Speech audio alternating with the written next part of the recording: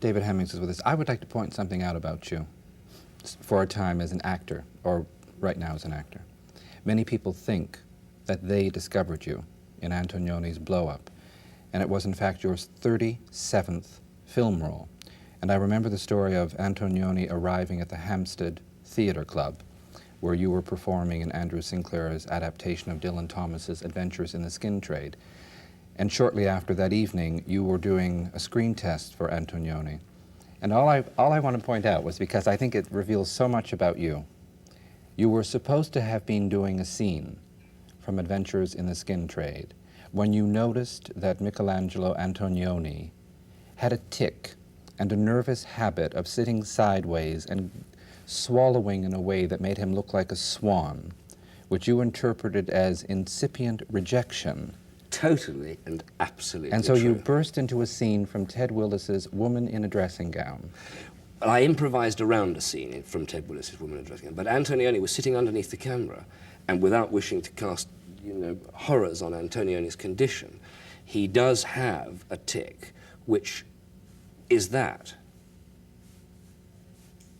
And if you're an actor, giving your all, and I was actually giving in my craft or sullen art, which is like the worst conceivable idea for the kind of character that I was playing. It's always been a great surprise to me, and I think it must say something about my performance as a 1920s character as Dylan Thomas in Adventures in the Skin Trade, that Antonioni could have come to that performance and thought of me as the kind of epitome of the 60s. It must have been the worst performance I've ever given. But indeed I did. He was sitting there underneath the camera and going like that, and caught him out of the corner of my eye, and I knew I'd failed.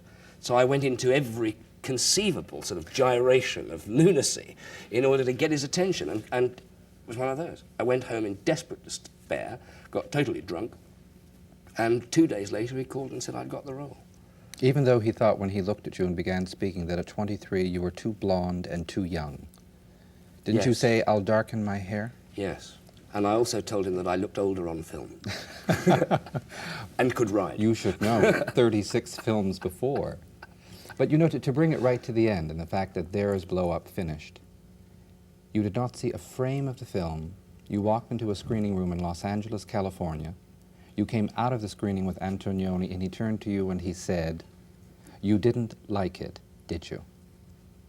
How did he know in the screening room? Had you picked up a nervous tic? Were you doing something that he saw during the screening? I didn't understand the picture at all.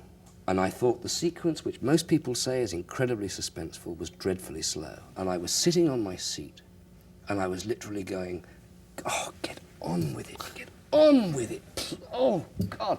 And I walked out dying. And I was standing, I'm in Hollywood, California, my first time ever in California, which for an actor was incredible.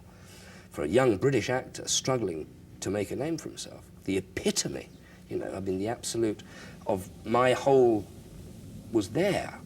And I hated it, didn't understand it at all. Loved it the second time I saw it, but hated it, because I didn't know what was going on. I had a script of 14 pages. And originally it was called A Girl, a Photographer, and a Beautiful April Morning, which was a title I adored. And Blow Up, I thought, was, and he said, as you say, "You didn't like it, did you?" And I said, "Oh, but..." And then people were very kind about it. But the thing about the film is, whatever one may say, or whatever people have said, it is very much Antonioni's picture.